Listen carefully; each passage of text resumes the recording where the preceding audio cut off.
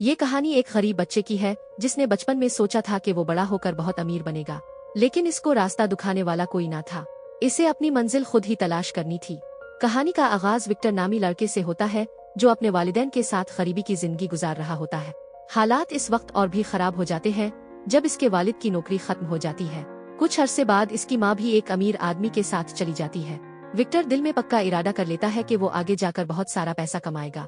कुछ साल गुजरते हैं और विक्टर जवान हो जाता है। वो शहर जाना चाहता है ताकि अपनी जिंदगी बदल सके। रुखसती से पहले इसके वालिद इसे $200 देते हैं और कहते हैं कि मेहनत करना और हमेशा खुश रहना। विक्टर शहर आता है, लेकिन इसके पास इतने पैसे नहीं होते कि वो कमरा किराए पर ले सके। वो एक कमरा देखता है मगर इसका किराया $1200 होता है। इसी वजह से वो फुटपाथ पर सोने पर मजबूर हो जाता है। अगले दिन वो एक तामीराती जगह पर मजदूरी करता है। सारा दिन सख्त मेहनत करने के बाद जब तनख्वाह का वक्त आता है तो ठेकेदार इसे आधे पैसे देता है और कहता है कि बाकी रकम हिफाजत के तौर पर रख ली है। अब भी विक्टर के पास इतने पैसे नहीं होते कि वो कहीं छोटा कमरा भी ले सके। वो एक बेंच पर लेट जाता है। बेंच पर लेटे लेटे वो सोचता है कि अगर वो ऐसे ही काम करता रहा तो कभी आगे नहीं बढ़ सकेगा। अगली सुबह वो अपने लिए अच्छे कपड़े खरीदता है जिससे इसका एतमाद बढ़ जाता है। फिर वो एक कैफे में जाकर जाली कागजात बनाता है। वो एक आमदनी का कागज भी बनाता है जिसमें लिखा होता है कि इसकी माहाना आमदनी $20,000 है। अब वो एक जायदाद के एजेंट से मिलता है। एजेंट इसके कपड़े देखकर खास तवज्जो नहीं देता, लेकिन जब विक्टर इसे आमदनी का जाली कागज दिखाता है तो वो बहुत मुतासिर होता है। वो विक्टर को एक शानदार फ्लैट देने पर राजी हो जाता है जिसका किराया हर माह $3400 है। अब विक्टर को हर माह इतना किराया देना होता है, इसलिए वो फिर इसी तामीराती जगह जाता है जहाँ वो पहले दिन गया था। वहाँ मौजूद सब मजदूरों को जमा करता है और कहता है कि तुम लोग रोज एक रात के लिए $38 देते हो, लेकिन मेरे पास एक अच्छा फ्लैट है जिसमें हर सहूलत मौजूद है। वहाँ रहने के लिए सिर्फ $40 देना होंगे और किसी आमदनी के कागज की भी जरूरत नहीं होगी। कई मजदूर इसके साथ जाने के लिए तैयार हो जाते हैं। जब वो लोग फ्लैट देखते हैं तो बहुत खुश होते हैं। विक्टर हिसाब लगाता है कि सारी अखराजात निकालने के बाद भी इसे माहाना $6000 बच जाते हैं। वो ऐसे 10 और फ्लैट किराए पर ले लेता है। आहिस्ता आहिस्ता इसके पास काफी रकम जमा हो जाती है। एक रात इसे खबर मिलती है कि एक फ्लैट में रहने वाले लोग आपस में शदीद लड़ रहे हैं। उन्होंने फ्लैट का बुरा हाल कर दिया होता है। जब विक्टर वहां पहुंचता है तो अपनी आंखों पर यकीन नहीं आता। लड़ाई की वजह से पड़ोसियों ने पुलिस को बुला लिया होता है। एजेंट भी आ जाता है जिसने विक्टर को फ्लैट दिया था। विक्टर को डर लगता है कि पुलिस इसे गिरफ्तार न कर ले, इसलिए वो वहाँ से भाग जाता है। इसके साथ एक और शख्स भी भागता है जिसका नाम गिरी होता है। वो दोनों बहुत दूर जाकर एक बार में पहुंचते हैं। वहाँ विक्टर अपने कारोबारी ख्यालात गिरी को बताता है जो इसे बहुत पसंद आते हैं। वो समझ जाते हैं कि अगर अमीर बनना है तो उन्हें जायदाद के कारोबार में आना होगा। दोनों एक नीलामी में जाते हैं जहां इमारतें बेची जा रही होती हैं, लेकिन उनके पास ज्यादा पैसा न होने की वजह से वो कुछ नहीं खरीद पाते। वो दोनों मायूस होकर बाहर निकलते हैं। वहाँ उन्हें एक मुहाफिज नजर आता है। विक्टर इससे बात करता है और कहता है कि हम तुम्हें कुछ पैसे देंगे, लेकिन तुम्हें अगली नीलामी में हमारी मदद करना होगी। मुहाफिज राजी हो जाता है। अगली नीलामी में जब बहुत से लोग आते हैं तो मुहाफिज उन सबको एक और कमरे में ले जाता है जहां नीलामी नहीं हो रही होती, जबकि विक्टर और गिरी असल कमरे में चले जाते हैं जहां सिर्फ वो दोनों होते हैं। वहां वो कम कीमत में काफी सारी जायदाद खरीद लेते हैं। अगली नीलामी एक बहुत बड़ी इमारत की होती है जिसकी कीमत $3,50,000 होती है। विक्टर और गिरी के पास इतना पैसा नहीं होता, फिर भी विक्टर बोली लगा देता है और वो 20 मंजिला इमारत खरीद लेता है। इसे 7 दिन में पैसा जमा करके देना होता है। अगर 7 दिन के अंदर पैसे ना दिए गए तो इमारत के साथ साथ भारी जुर्माना भी देना पड़ेगा। गिरी विक्टर से पूछता है कि हम इतना ज्यादा पैसा कहाँ से लाएंगे। विक्टर कहता है कि हम बैंक से कर्ज लेंगे। फिर गिरी अपने इस दोस्त के पास जाता है जो एक बैंक में मैनेजर है। वो इससे मिलते हैं और कर्ज मांगते हैं, लेकिन उनके पास कोई कागज नहीं होते, इसलिए बैंक मैनेजर उनसे पूछता है कि तुम्हारे पास कर्ज के बदले क्या है। विक्टर कहता है कि हमारे पास 20 मंजिला इमारत है और हर फ्लैट की कीमत $3 लाख है, यानी पूरी इमारत की कीमत $60 लाख बनती है।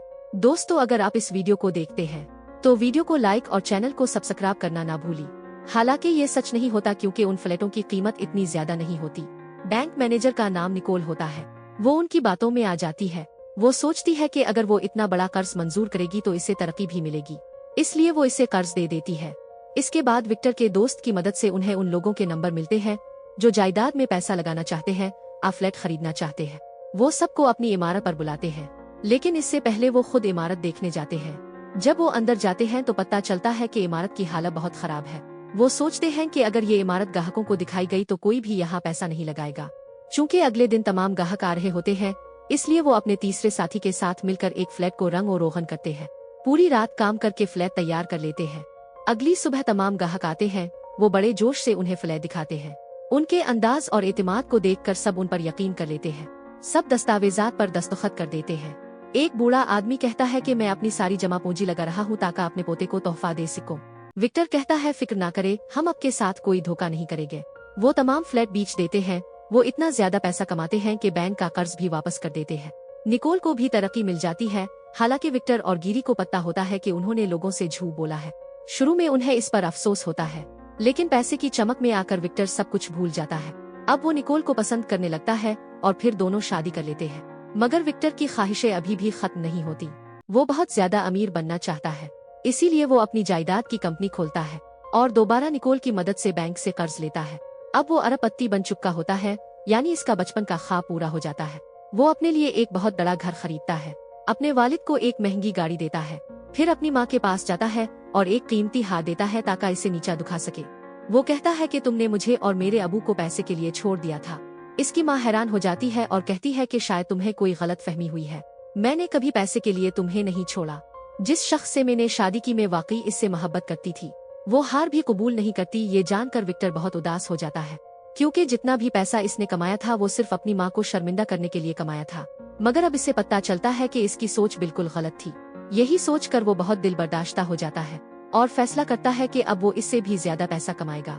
वो एक इंश्योरेंस कंपनी खोलता है, जिसके लिए वो बहुत सारे मुलाजिम रखता है। अब वो अपनी जाती जिंदगी भी संवारना चाहता है और वही हार जो इसने अपनी माँ के लिए खरीदा था, जो बेहद कीमती था, अब इसके लिए एक याद बन चुका होता है। विक्टर वो कीमती हार अपनी बीवी निकोल को दे देता है, लेकिन जब गिरी को कुछ हकीकत का पता चलता है तो वो विक्टर से कहता है कि तुम्हें ऐसा नहीं करना चाहिए था। निकोल मेरी बचपन की दोस्त है, वो सिर्फ पैसे की दीवानी है, इसके लिए पैसा ही सब कुछ है। लेकिन विक्टर गिरी की बात नहीं मानता, क्योंकि वो निकोल से सच्चे दिल से मोहब्बत करने लगा होता है। यूं ही कुछ साल गुजर जाते हैं। विक्टर की जिंदगी में सब कुछ अच्छा चल रहा होता है। वो बहुत सारा पैसा कमा चुका होता है। एक दिन जब वो गिरी के साथ दफ्तर में गेम खेल रहा होता है तो इसका माली मुशीर आता है। वो बताता है कि कंपनी के हिसाब किताब टैक्स वाले इदारे के पास पहुंच गए हैं। उनके मुताबिक हमने $1 मिलियन टैक्स अदा नहीं किया। अगर जल्दी टैक्स अदा न किया गया तो कंपनी पर बड़ा कानूनी कदम उठाया जाएगा। ये सुनकर विक्टर और गिरी दोनों परेशान हो जाते हैं। असल में विक्टर ने जो भी पैसा कमाया था वो सब महंगे घर और गाड़ियां खरीदने में लगा दिया था। वो फौरन अपने घर पहुंचता है जहां निकोल अपने बच्चे के साथ होती है। वो निकोल से पूछता है कि वो हार कहाँ है जो मैंने दिया था। निकोल कोई जवाब नहीं देती। हकीकत ये थी कि वो हार अब घर में नहीं था और निकोल इससे ये भी नहीं बताती कि वो हार कहाँ गया। ये सब देखकर विक्टर को गिरी की बातें याद आ जाती है। वो गिरी के पास जाकर इससे पैसे मांगता है। गिरी कहता है कि तुम मेरे जमा किए गए सारे पैसे टैक्स में देना चाहते हो। विक्टर कहता है कि नहीं, मैं वो पैसे टैक्स में नहीं देना चाहता, बल्कि मैं उन पैसों से और जायदादें खरीदना चाहता हूँ। मैं अपना कारोबार बढ़ाना चाहता हूँ। फिर वो वैसा ही करता है। वो अपनी कंपनी के इश्तिहार टीवी पर चुलवाता है और मुख्तलिफ शहरों में और जमीनें खरीद लेता है। वो अपना सारा पैसा कारोबार में लगा देता है। अब इसके पास बचत बिल्कुल नहीं होती, लेकिन वो दोनों उम्मीद होते हैं कि उनका नया मंसूबा उन्हें बहुत मुनाफा देगा। इसी दौरान निकोल को पता चलता है कि विक्टर ने इसके साथ धोखा किया है। वो अपने बच्चे को लेकर घर छोड़ देती है और अदालत में अलहदगी का केस दाखिल कर देती है। चूँकि निकोल अब विक्टर के साथ नहीं होती, इसलिए अब वो बैंक से कर्ज भी नहीं ले सकता। इसे काम के लिए पैसे की जरूरत होती है।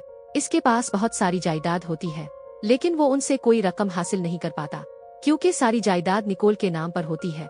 इस वजह से इसका काम बहुत नीचे गिर जाता है। लेकिन वो हार मानने वाला नहीं होता। वो गिरी से कहता है कि हम अपनी ही एक बैंक खोलेंगे, फिर मरकजी बैंक हमें कर्ज देगा। अब वो पुराने बैंक के तमाम मुलाजमीन को अपने नए बैंक में नौकरी देता है और इसे बैंक खोलने के लिए इजाजतनामा चाहिए होता है। इसलिए वो एक सरकारी अफसर के पास जाता है जो लाइसेंस देता है। अफसर कहता है कि तुम बैंक खोलने के काबिल नहीं हो, मगर विक्टर इसे बहुत सा पैसा रिश्वत में देता है, जिस पर वो अफसर इसे इजाजत दे देता है। विक्टर जिस तरह अपनी डूबती कंपनी को बचाता है वो खुशी मनाते हैं।